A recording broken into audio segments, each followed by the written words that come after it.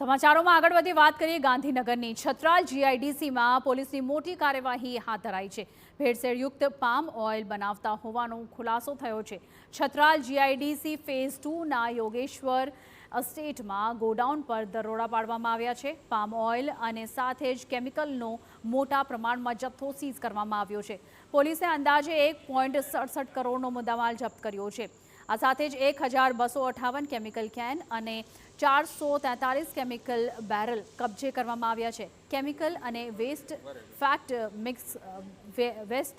Fat જે છે તે મિક્સ કરીને પામ ઓઇલ બનાવવાનો પણ ખુલાસો અહીં થયો છે અને ભેળસેળયુક્ત oil refined premium palm oil તરીકે વેચાતું હોવાનો આક્ષેપ ઉઠી રહ્યો છે।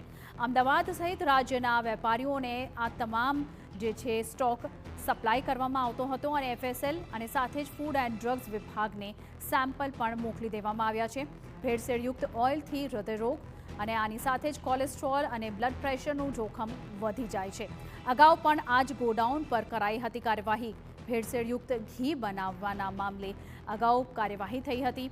તો સાથે જ આ સમગ્ર મામલે પોલીસે વધુ તપાસ હાથ ધરી છે। હવે જોવું એ રહ્યું કે આખી સ્થિતિ પર નિયંત્રણ અને કંટ્રોલ ક્યારે લાવવામાં આવશે। અલગ જે પણ કેમિકલ મળ્યા ત્યાં અને અલગ જે તૈયાર માલ મટીરિયલ પણ હતો આનું પણ સેમ્પલ લેવામાં આવે।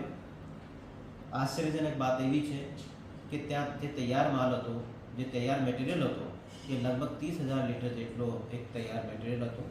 તો એને પણ પોલીસને સફળતા મળી છે કબજે કરવા માટે। એની અલાવા લગભગ 78 લેક્સનું કેમિકલ્સ પણ ત્યાં પોલીસ કબજે કરેલ છે અને ટોટલ મુદ્દામાલની વેલ્યુ ગણવામાં આવે